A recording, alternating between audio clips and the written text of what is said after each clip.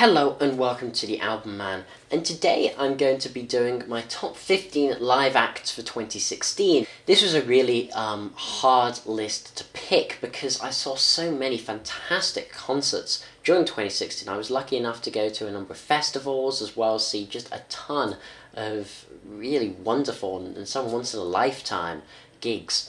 So picking only 15 was a challenge. So I've tried to make my top 15 a list which has bands that I haven't talked about that I've seen live because, well, I haven't seen them live before 2016, or bands that with their set list or something just did something that extra bit special to impress me. So I mean, honourable mentions go to bands like Iron Maiden, Black Sabbath, who aren't in the list because, you know, I've seen them before, I knew what to expect, they were fantastic, don't get me wrong, and hey, I'm actually seeing Black Sabbath's final show in Birmingham, which by the time this video is put out will probably be in the past, but there you go. Anyhow, let's get on to the top 15. At number 15, we have Caravan, the Canterbury scene progressive rock band. Now, they were playing at Hard Rock Hell Prog Festival, which is a little prog festival in the north of Wales, in a place called Haffen Fweli, that's held every year in around March, I think. And I've been to every single one of them. I think there's been 4 so far, and this is the 5th coming up. And Caravan were a band I was so looking forward to seeing. In the Land of Grey and Pink is one of my favourite prog records of all time. And, well, lucky enough, when I saw them, they played a few songs from that. I think they played Golf Girl, they played the title track, and I think they even played 9 Feet Underground, which is kind of like the 20-minute prog epic from the album. I mean, there aren't many original members left. You have Pi Hastings on vocals and guitar, and there's another member of the band who's been with them forever, Jeff Nichols, I think so, who plays a variety of instruments, everything from the electric spoon, the electric spoon, to guitar and whatever is needed in a song. And they were stunning. I was right at the front, at the barrier, and what a band. They really knew how to put on a show. They played the older songs, they were really faithful renditions, keeping that proggy, folky thing that they always had going for them. And even the newer songs, they were pretty good. I'm not as big on them. They're a bit too kind of Pi Hastings going, they singer-songwriter type thing. But even they worked pretty well live. So yeah, Caravan at number 15. And number 14, an artist I've been wanting to see for, honestly, almost as long as I can remember. And this is Elton John. I've been wanting to see Elton John for a long time because I've been a fan of his since I can really remember. He was one of the first artists I ever really got into. Songs like Crocodile Rock, Your Song, Candle in the Winds, they really helped ignite my passion for rock, especially Crocodile Rock. So I decided to take the plunge and see Elton John this year, and was pleasantly surprised. His voice is remarkably good for a man of his age. I mean, seriously good. And he basically played a greatest hits set. I mean, he opened with Funeral for a Friend / Love Lies Bleeding, which is the wonderful kind of like 10-minute opener of Goodbye Yellow Brick Road, his 1973 classic double record. It was a stunning show. The man knows how to put on a show. He's been doing this for donkey's years, honestly, and was certainly not a disappointment. At number 13, we have Ghost. They are one of the best live acts in modern music. I think that's hard to deny. Melilora from 2015 was a freaking masterpiece. What an incredible record that was. And I did see them in 2015 and they were fantastic. But I was lucky enough to get tickets to see their special show at the London Palladium. And while it was broadly a lot of the same songs that they played on the Melilora tour, the whole ambience of the Palladium in London is this kind of nice theatre. It has this whole theatre vibe about it. It's old, and it really provides such a wonderful ambience for Ghost sound, and I just loved seeing them. I think it was like the 3rd time I'd seen them, because I saw them originally at Summersphere 2014, and the Melilora tour, but I loved every second of it. Ghost are just on form. I can't wait to see what they do next, and can't wait for Papa Emeritus IV to be announced. At number 12, we have Cult of Luna featuring Julie Christmas. And I also may as well say that Cult of Luna by themselves as well, since I saw them twice in 2016. First, I saw them by themselves. They were playing Somewhere Along the Highway in its entirety for like its 10th anniversary, which was a really great show. But the show I want to particularly highlight is their headline show at Damnation Festival in Leeds, one of my favourite extreme metal festivals, just a little one, indoor one in November. And this was their set with Julie Christmas. So early in 2016, they had released the album Mariner, which was a collaboration record. And it was fantastic. Julie Christmas's vocals added this extra layer of just depth to Cult of Luna's fantastic instrumental sound. I mean, I love the main guy's vocals, but Julie Christmas added these extra dynamics. So I was really, really looking forward to seeing them live. Unfortunately, there was the odd technical difficulty when I saw them. Julie Christmas's vocals were mixed down a fair bit, but this was the only UK show of this performance, and they basically performed the album in its entirety, and it was just masterful, so hard-hitting, in your face, angry yet beautiful. And so it's definitely one of the concerts that's really stuck with me the most over 2016. And at number 11, we have another band from Damnation Festival, the main headliner, I guess, or one of them, Electric Wizard. I again saw this band twice in 2016. Actually, I saw them first at Download, and they were fantastic, but they played such a short set. They only played like 4 or 5 songs, and it was like, oh, I just really, really wanted to see more. So as soon as they were announced for Damnation Festival, I mean, I was almost definitely going to go anyway, but I became even more excited. Finally, a headline show of Electric Wizard, and they slayed, absolutely slayed. Their brand of stoner doom is, I mean, I really think they're just at the peak of their genre. There's no bands that really do stoner doom metal type things as well as they do. They take that Sabbath inspiration, but they really take it that step further to make it their own type of music. I mean, bands like Uncle Acid and Deadbeats are great. There's so many wonderful bands in the doom scene at the moment. I think it's a really fertile scene with Yob, Pallbearer, and the Chemist, and so many more. But Electric Wizard, they are the kings. And number 10, we have Opeth. They're one of my favourite bands, and so it's hardly any surprise that they're in here. But I saw them at the SSE Wembley Arena, their biggest show, I think, in the UK to date, or one of them. I think they may have played the Royal Albert Hall once. But it was one of their biggest shows. They don't usually play venues that big, certainly. But this was a celebration of deliverance and damnation, and it was like the third time I've seen Opeth. So why are they here in this list when I said I was going to avoid bands I've seen lots of times? Simply because the set was fantastic. So they played some stuff from Sorceress, the odd song from Blackwater Park and all that type of stuff. And I think Sorceress is a great record. I haven't expressed my opinions too much on it, but you're going to be seeing it on my top 50 of 2016. That's a given. It's hardly a spoiler.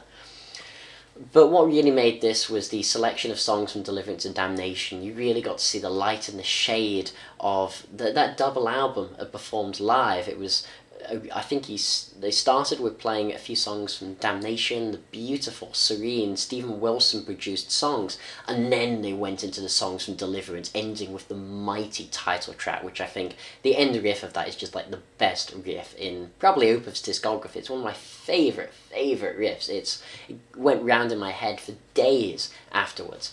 Opeth, they never can cease to impress me. At number 9, we have the Electric Light Orchestra. Oh, I've been waiting for this for so many years. Out of the Blue, their classic debut record, is one of the first albums I remember really wanting. Or, actually, that's maybe not true. No, it was their Greatest Hits album, All Over the World, I think it was called, which I got that at such a young age because I fell in love with Mr. Blue Sky. Mr. Blue Sky just really got me into the band. And then other songs such as Horace Wimp, I always liked when I was younger. They're weird, they're more fun songs, I guess. But then gradually as I got older, I started to get just more and more and more into them, and they've been such a mainstay in my listening habits for so many years. And I'd been desperate for Jeff Lynne to play again. To see the other ELO members playing their alternate one, it didn't interest me that much. I wanted to see Jeff Lynne sing the songs. And that's not to dispute the importance of the other members in the band. Bevan, etc. were pivotal in ELO's success. But that band was driven by Jeff Lynne. I think that's difficult to deny. And he was the one I wanted to see live. So when he announced he was coming back, I had to get tickets. And he did not disappoint. Jeff Lynne is still fantastic. His voice sounds just like it did on the records, and the way he put it together with the band, he's got a huge band with violins and all sorts of things to get that perfect ELO sound. You can tell he's a perfectionist, and he managed to really get it right. And number 8, a rather hipster choice. We have Father John Misty, who I saw at the London Roundhouse. In 2015, I fell in love with his album, I Love You Honey Bear, and I also adore his 2013 record, Fear Fun. And sure, he's not exactly that rock or metal, though he does, go into indie rock, I guess, at times.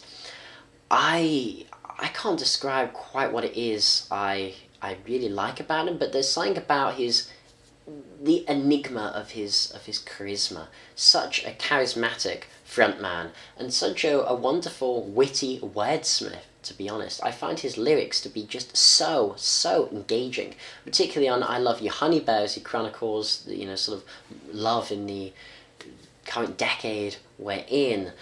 And it's such a brutally honest, fantastically written depiction. And live, he was just as terrific. The man seems almost like a modern Jim Morrison in terms of his stage presence. Don't get carried away with that quote. I don't mean that quite literally. Jim Morrison was, one of a kind. But that type of charisma, that type of persona, performance, and he's got a new album coming out. It sounds like it's going to be fantastic, more of a politically driven one. Father John Misty, one of my favourite artists at the moment. And number 7, we have Rainbow. Ritchie Blackmore, he came back, which surprised me. I mean, I've been wanting him to come back for a long time, just like with Electric Light Orchestra. And he was not playing many shows. He played 2 festivals in Germany and 1 show in the UK in the Gentig Arena in Birmingham. Had to go all the way to Birmingham to see Ritchie Blackmore, but it was worth it. The singer, he's got Ronnie Romero, who's from he's a South American singer from a band that I can't quite remember the name. Oh, Lords of the Black. That's it, from Lords of the Black.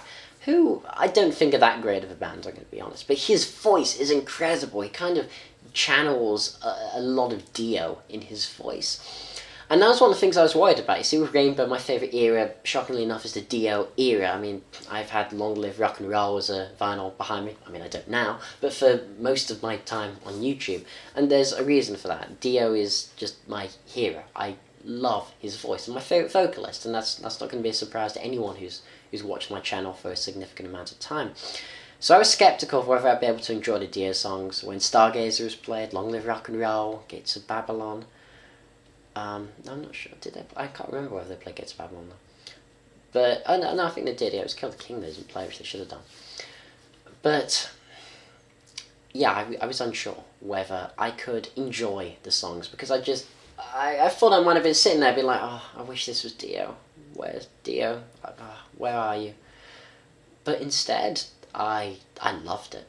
I loved his voice. I loved his renditions. I did a concert review of this if you want to know my full thoughts, but the guy did such an impressive job. And Ritchie Blackmore, you could tell he's a little bit rusty on some of the solos, on the faster twiddly bits in Rainbow's stuff. He's been playing the lute for the last 20 years, which is quite a different instrument, I guess. But I still thought his performance was really strong, even if it was a little slow in places. The band he put together was great. And number 6, Gojira. Gojira I saw twice, and neither time I saw them in a headline capacity, yet they managed to make it at number 6 on my top 15 live acts. And that's just a testament to how phenomenal this French metal band is. I saw them support Alter Bridge, and I saw them at Download. Both times, I mean, they played similar sets, and they blew me away. I mean, Magma is a phenomenal record, and I love most of their stuff, honestly. They've just got a sound, those chugging riffs with the catchy choruses they managed to invent.